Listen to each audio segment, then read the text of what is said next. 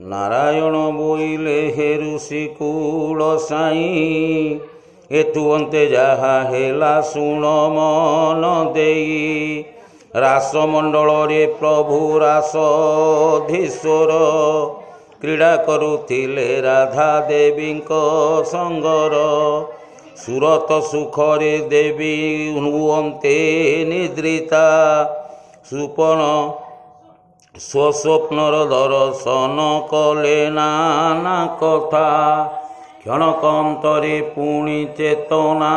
को पाई पति को बोइले शुण आहे प्राण साई बहुत दुस्वप्न एबे देखिली मु जान से घेनी आकुल मोर हेउछि पराण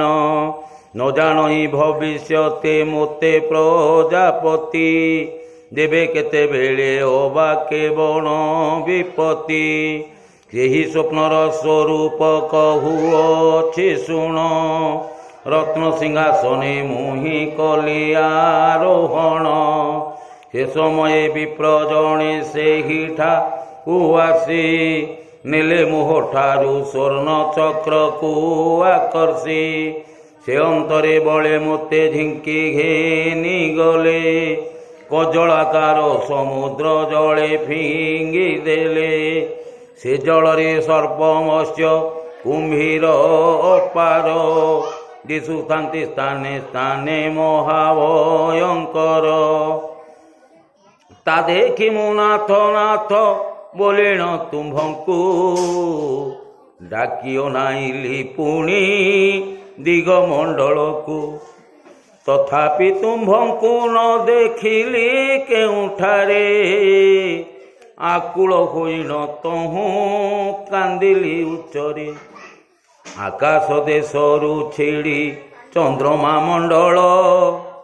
से जल मध्यरे बुड़ी गला तत्काल क्षणक अंतरे पुणी देखिली मु तहीं आकाशरु खसे सूर्य आश्रय करी मही चारि खंड होई धूली उपरे पड़िले लुष्ट खंड परि तेज शून्य होई गले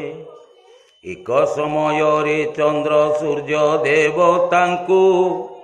ग्रास कला राहु ग्रह विस्तारी मुखकु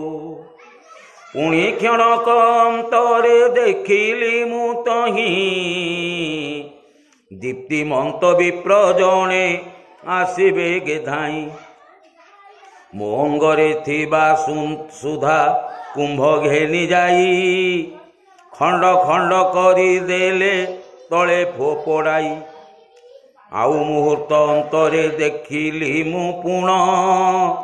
क्रोध होइण आसिला विप्र एक जन मो चकिरु कानिका खोलिने घेनी गला लीला पद्म गोटी हस्तु नहीं छिंडाइला सेही क्षणी रत्न सार दर्पण मोहर तले पड़ी मिसी गला धूली सहितर बक्षतल को रत्नहार छिड़ी से ही क्षणी गोटी गोटी हेला मुही न पारिली जानी।